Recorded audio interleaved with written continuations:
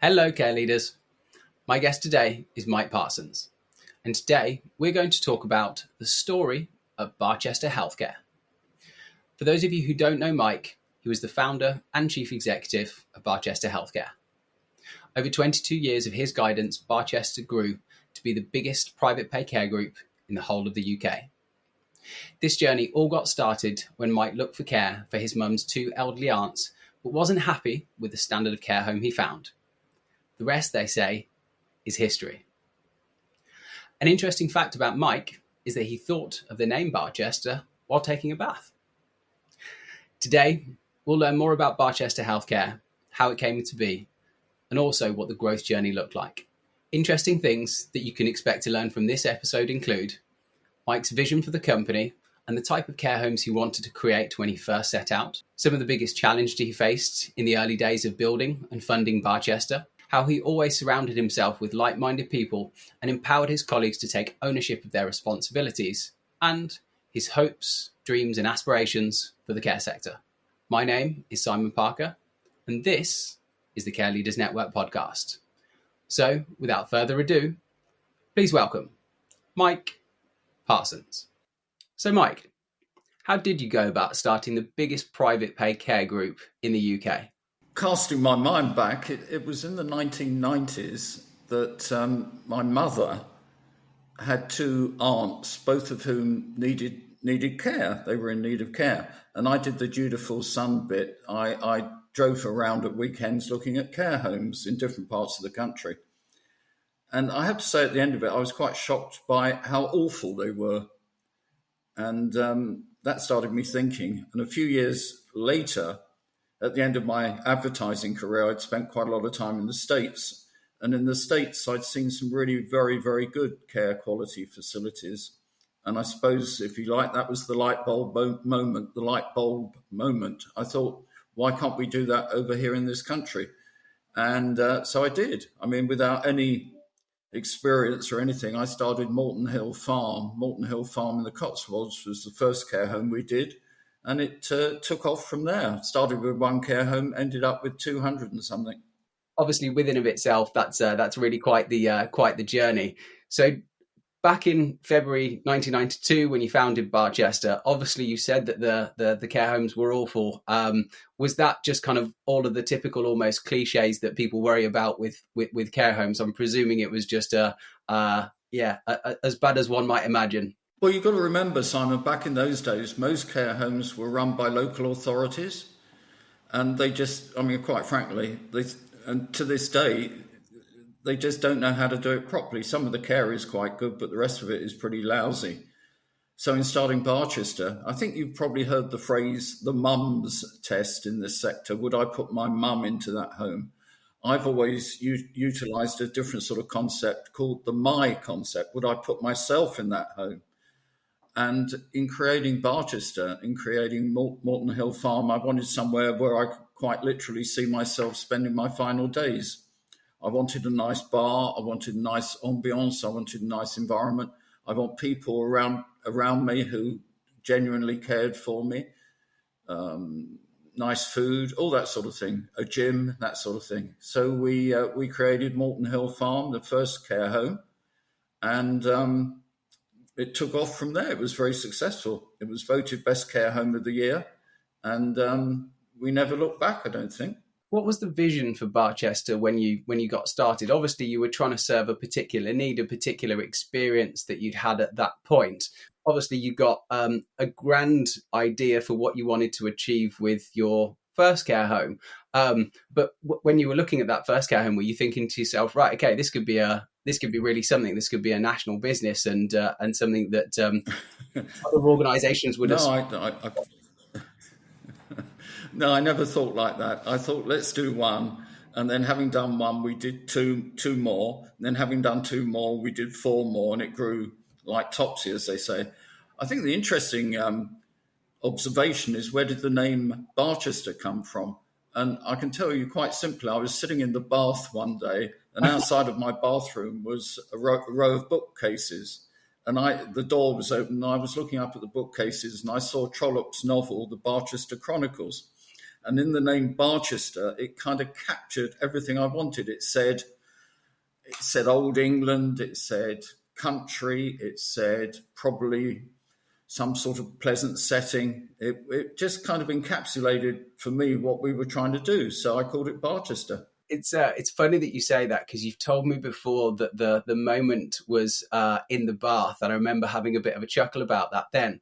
But I think I'd realised previously, maybe when I'd like Googled Barchester or something along those lines, and I'd heard about the Barchester Chronicles, and I wondered whether there was a connection there. So I'm glad that you've explained that, because that's something that I've forgotten to ask you on plenty of different occasions. So I'm glad that you closed that loop for me. Yeah, well, it's a good point, isn't it? I mean, it is actually a very good book if you like Trollope. He could write, and it captured something for me. Sure, yeah.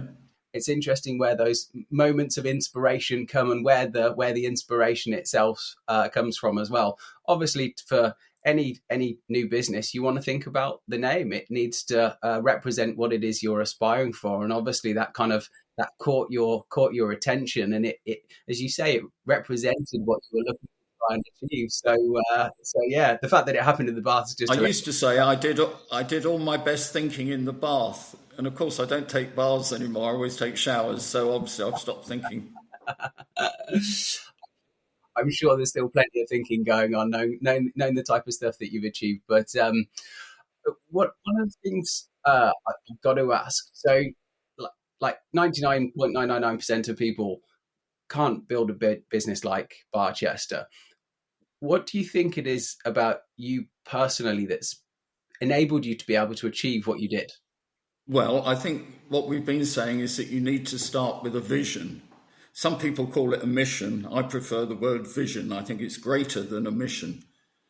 And indeed, back home, I've got a painting on the wall, an old painting it's a painting of the first care home, Malton Hill Farm. And it's a painting done by a cricketer who became a very famous painter. And he is very famous. Jack Russell played for Gloucestershire in England. And he did this painting. And it was later given the name by Helen of Vision or Madness. And indeed, Malton Hill Farm was both vision and madness. It was mad because it was a listed building. It was such a complicated building project. I mean, fortunately, I had some very good people around me, and we managed to turn it into the vision that I had, but it had a fair degree of madness attached to it. And I'm not quite sure I'd do the same thing again today. Maybe I would, who knows? I think all entrepreneurs need a little bit of madness. You've got to be crazy enough to think you can do it in the first place anyway, right? Absolutely right. Yeah. You've got to have self-belief. What do you think, like, obviously part of that journey, you've got the self-belief, you've got the vision and all of that type of stuff. You obviously did a good job of building the foundations of the business really, really well, to a point where you managed to attract some serious investment. Talk to me about what that experience was like. Painful. In the early days, I've said this before, I went around 13 banks, and 13 banks laughed at me and thought I was mad.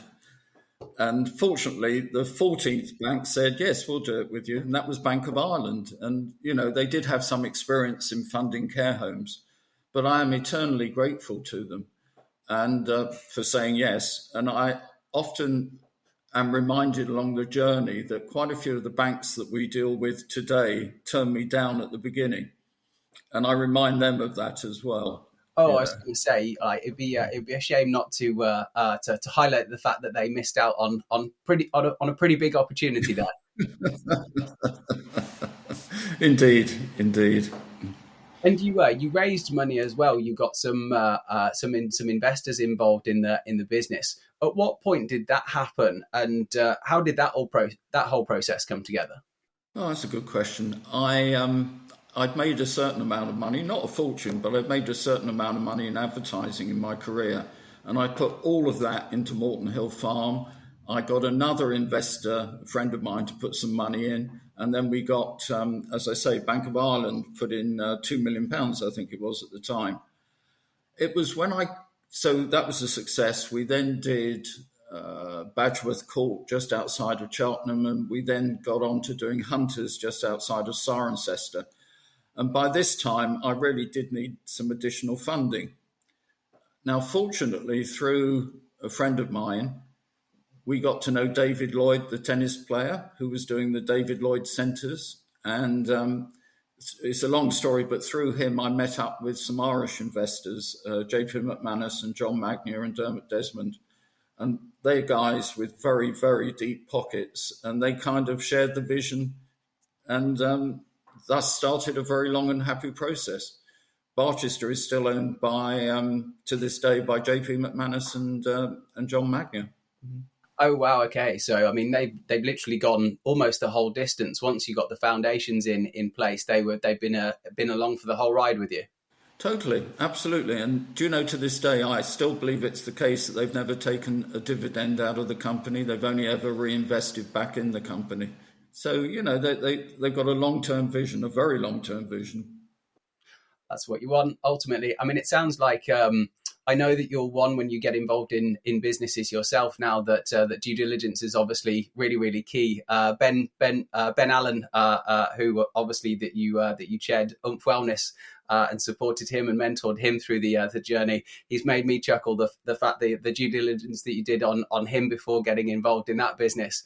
I can imagine that in those early stages when you were in the process of raising the investment and things. No amount of due diligence could have got you to a point whereby you would have understood the longevity of the relationship and basically where you've got today. No, you're quite right. No amount of due diligence can show that. At the end of the day, it's about judgment. Do I want to be in business with these people? And I think we've been lucky in Barchester. We've always surrounded ourselves with good people, like-minded people, and there's quite a few people in this sector that I wouldn't want to go into business with. Let's be honest about that. I think I've chosen wisely. Well, that wisdom's obviously served you well. So good work on that. Obviously, there's always going to be a mixture of judgment and good luck, and it sounds like you've probably had a decent amount of both of those over the years. One of the things that I'm really interested to hear is about leadership principles and the way that you lead and inspire the kind of the next generation, if you like, to want to come on the journey with you. Because I say that because I've spoken to an awful lot of people that were part of that journey, and everyone's got a story. Everyone's got an anecdote. Everyone's got an experience. When I reference you in conversations, people will say, "Oh, back in XYZ, fill in the blank date. We went through this year and we sounds dangerous. Sounds dangerous." And it's like I have to say, like I know an awful lot of people in the care sector. I've never heard a bad word said, and people have always got a story that I come away from hearing feeling inspired, and that's I think that's the one of the, I guess, almost like part of your. Well, legacy. I think the lessons are surround yourself with good people, and then let them get on with it. Don't, you can set the course in the boat, but you can't keep putting your hand on the tiller. You've got to let people get on with it, and give them the responsibility to do that. And I think we did that, and a lot of people grew enormously. I'm thinking about people who started as care workers, care assistants, and ended up as regional directors, and really, we gave people careers, and along the way we were never frightened to train people, to invest in their futures, send them to business school, help them through universities. We set up our own in-house university. And at one stage, wow. I know we had more apprentices in the business than Rolls-Royce. So I think we did in many ways we trained the sector, not just the business, because, some people did leave and move on. No, it was good. Lead by example, and don't be frightened to take people down the pub at the end of the day and share your grievances and, opportunities.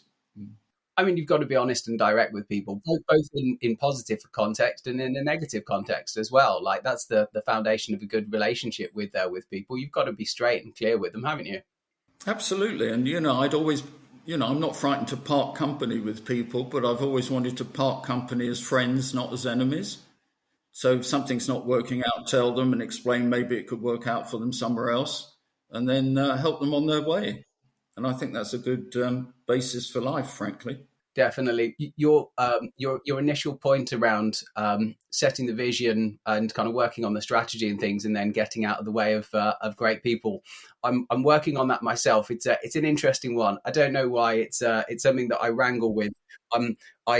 My team are great, and it's not a reflection of them. It's probably a reflection of me, that I need to grow as a leader and as a CEO. I think I'm getting better at it though, and the team are fantastic. But there are moments where I'm getting too stuck into the detail, so I have a constant reminder. So thank you for highlighting that point, because if nothing else, it's a good reminder for me. I think when you look at the list of people who did work at some time at Barchester, it's a phenomenal list. People like Barry Sweetbound, Carol Hunt, the whole list of people who don't work there anymore, but by golly, they've done very well in their jobs in the future.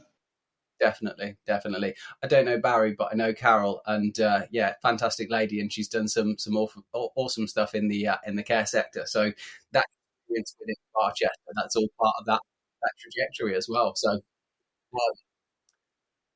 being an entrepreneur could be a messy business. Talk to me about some of the mistakes that you've made on the journey and some of the lessons that you've had from those mistakes.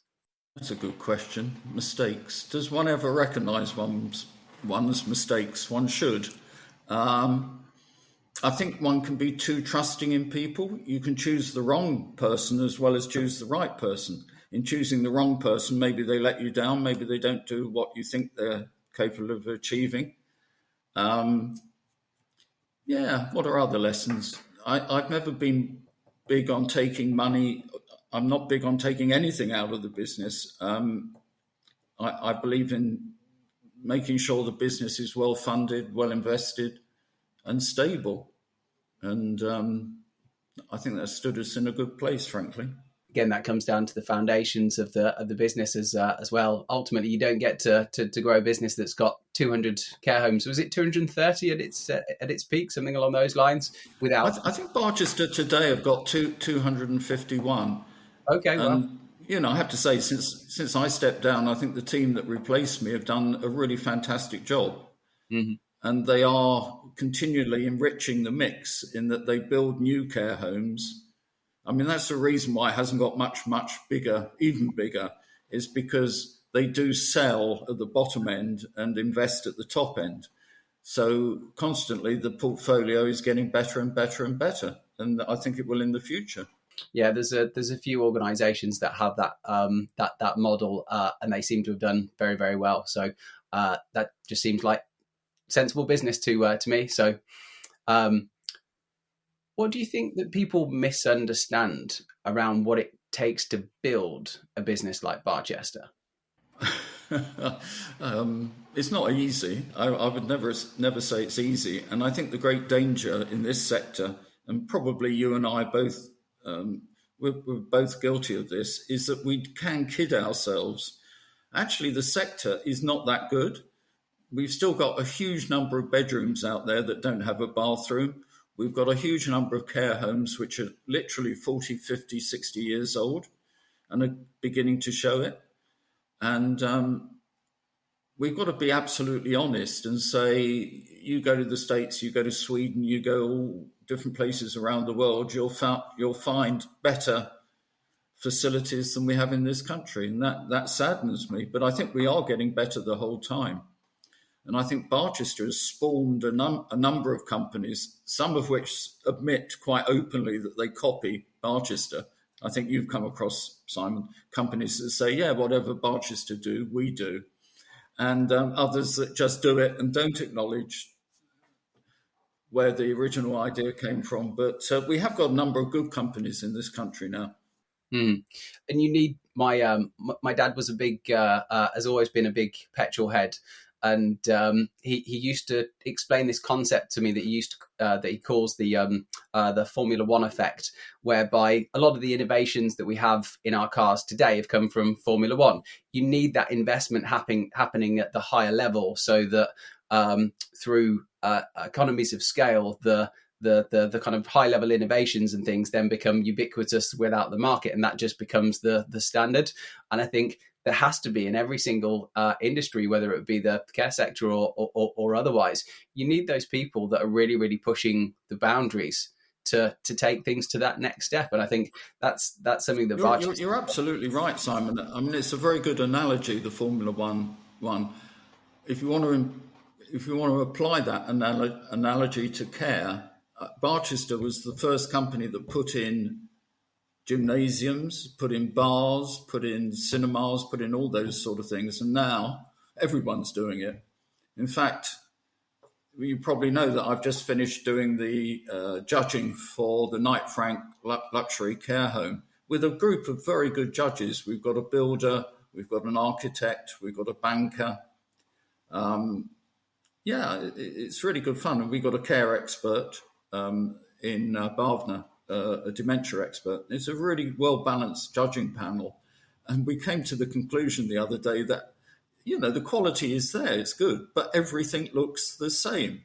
Everybody copies each other these days. And it is time to start thinking. It's time to start thinking outside of the box. I think we've got to find the next. We've got to find the next Barchester. Honestly. Yeah, I mean, it sounds so. I remember John from Pinders saying something along the same lines a couple of years ago when he first started out with the Pinders Award. Everything needed raising the standards. Now the standards have been raised, the benchmarks have been set, and there are these kind of almost like minute little tweaks that people are making. At the moment, it certainly appears there's no kind of significant transformative thing that can be adopted by the sector that can then become ubiquitous. But maybe it's just around the corner. Who knows? Who knows? I think we're lucky. We've got some. I think Pinders did a very good job in working to enhance quality standards, and I think we've got a number of architects who do a very fantastic job in that. They think creatively, which is really, really important. Ultimately, they're the people kind of creating the concept of these incredible care services to the point where we now can have them at that level. So. Do you know what, Simon? You can't really judge a care facility. It's not bricks and mortar. It's bricks, mortar, and the people who live there. It's their home. And as I say, it's difficult to judge anywhere that hasn't got lots of people in it, because only then can you see the interaction between the environment and the lived experience of people. And we want people to have a good experience. That's one of those things that when I first got into the care sector, because I went to some pretty shabby care homes as well when I first got involved in care. I think I've been to about 400 over the years, so I've seen the whole range. But I remember thinking to myself, "Wow, this is there's an awful lot of mediocre type stock, and then there's almost like a big void." I guess that's the difference between maybe the kind of the original purpose built stuff and even maybe some of the non-purpose built stuff and where we've managed to get to today. But there's an awful lot of variance in the market, as you highlight, and it's going to be a problem. Was it, I think probably Knight Frank that did the data on this one around the shortfall of beds over the coming years. It's a big concern, and that's something that needs addressing. Yeah, it's a hobby horse of mine. Something big has got to happen, and we've got a new government. And actually, I think Wes Streeting is pretty good as the healthcare guy, but he's got to actually deliver. And two things that have been said to me in the last week. One was, let's not be too rude about Tony Blair. He did introduce the private finance initiative. And there are lots of detailed things wrong with the private finance initiative, but it got 100 hospitals built and any number of schools built. And they're pretty good, it had a profound impact. And we need that again to happen. We've got a new chancellor in Rachel Reeves, and I've been a bit cynical as to whether I think she's any good or not, but she's doing one really very intelligent thing. She's in Canada this week talking to the pension funds. And if you think about the care sector in this country, how many times do you hear the word the Ontario Teachers Fund? Well, they are deploying a lot of assets in this market. And what Rachel Reeves is saying, we've got just within local authorities themselves, we've got 86 different pension funds. 86 different pots of money. And she's saying, why don't we put it all together and deploy that vast sum, hundreds of billions of pounds, into infrastructure? And I think that's actually a very good idea. So let's hope it happens. Let's hope it happens. It's an interesting one, isn't it? Wherever you sit on the political spectrum, wherever there's a change of the guard, you always want them to do well, because it's still the country that we've all got to live in. So yeah, I mean, let's see how that goes. Would you hazard a guess as to any predictions or any hopes or aspirations for what might happen in a political sense relevant to the care sector? I'll tell you what my worries are, is that nothing will happen. And it was time for a change. Without any shadow of doubt, it was time for a change. And I do, in some ways, I quite like Keir Starmer. But what's the first thing he's done? He's going to set up mission boards. These are just talking shops. And this is the great danger, that people just talk about it but don't do anything. And in our sector, we've got to do something. We've got to have people on the front foot who are prepared to go and do something. People like yourself. Got to get shit done at the end of the day. I remember Barack Obama was interviewed a few years ago, and he said, "What's the number one skill that you'd like people to be able to have?" And his whole thing was just people that get stuff done. And I think there seems to have been a lack, certainly in recent years, maybe even in over a longer time period than recent years. So who knows? Let's see. Again, hopefully they'll do a good job.